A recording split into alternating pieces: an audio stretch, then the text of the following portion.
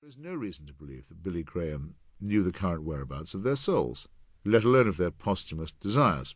But there was also something sinister in hearing detailed claims to knowledge of paradise of the sort that bin Laden himself was making on behalf of the assassins. Matters continued to deteriorate in the interval between the removal of the Taliban and the overthrow of Saddam Hussein. A senior military official named General William Boykin announced that he had been vouchsafed a vision while serving earlier during the fiasco in Somalia.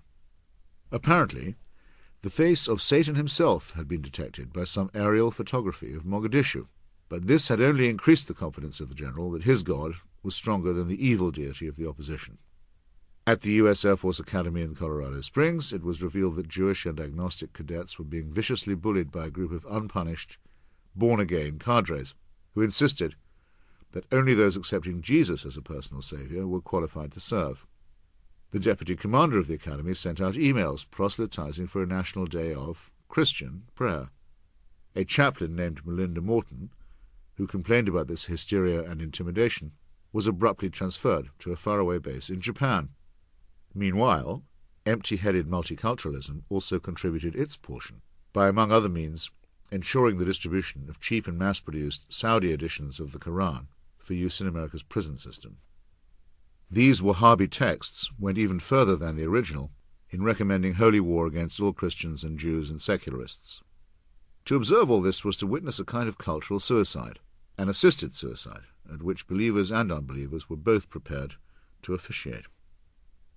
It ought to have been pointed out at once that this sort of thing, as well as being unethical and unprofessional, was also flat-out unconstitutional and anti-American. James Madison, the author of the First Amendment to the Constitution, prohibiting any law respecting an establishment of religion, was also an author of Article 6, which states unambiguously that no religious test shall ever be required as a qualification to any office or public trust. His later detached memoranda make it very plain that he opposed the government appointment of chaplains in the first place, either in the armed forces or at the opening ceremonies of Congress. The establishment of the chaplainship to Congress is a palpable violation of equal rights, as well as of constitutional principles. As to clerical presence in the armed forces, Madison wrote, "The object of this establishment is seducing. The motive to it is laudable. But is it not safer to adhere to a right principle and trust to its consequences than confide in the reasoning, however specious, in favour of a wrong one? Look through the armies and navies of the world and say whether in the appointment of their ministers of religion the spiritual interest of the flocks or the temporal interest of the shepherd be most in view."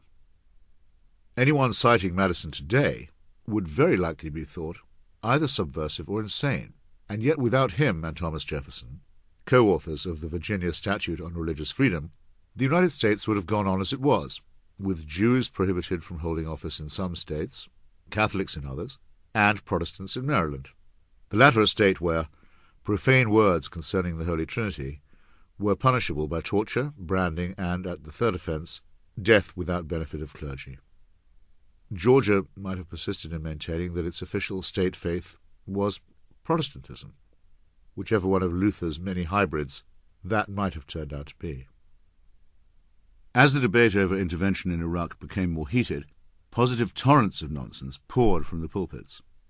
Most churches opposed the effort to remove Saddam Hussein, and the Pope disgraced himself utterly by issuing a personal invitation to the wanted war criminal Tariq Aziz, a man responsible for the state murder of children.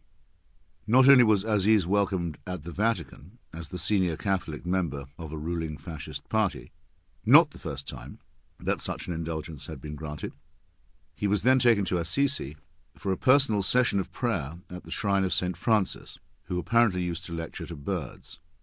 This, he must have thought, was altogether too easy. On the other side of the confessional span, some but not all American evangelicals thundered joyously about the prospect of winning the Muslim world for Jesus. I say some but not all, because one fundamentalist splinter group has since taken to picketing the funerals of American soldiers killed in Iraq, claiming that their murders are God's punishment for American homosexuality.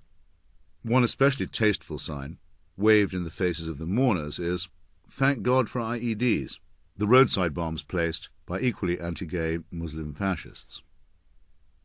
It is not my problem to decide which theology is the correct one here. I would say the chances of either being right are approximately the same. Charles Stanley, whose weekly sermons from the First Baptist Church in Atlanta are watched by millions, could have been any demagogic imam as he said, "We should offer to serve the war effort in any way possible.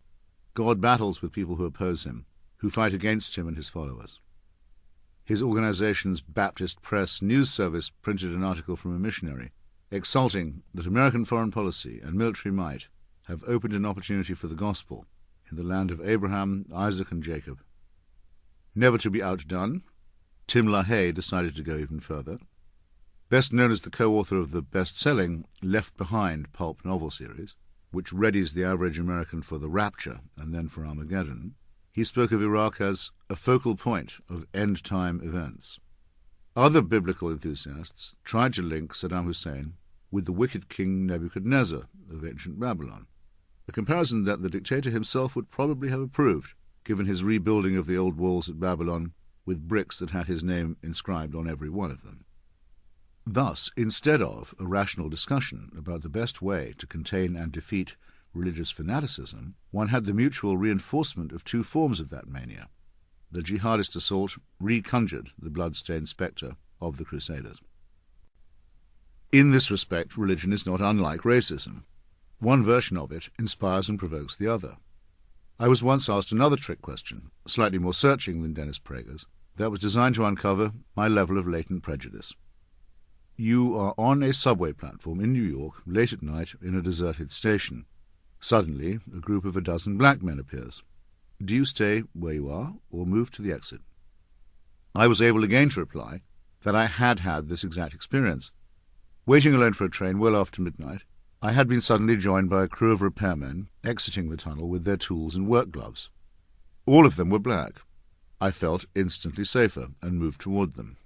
I have no idea what their religious affiliation was.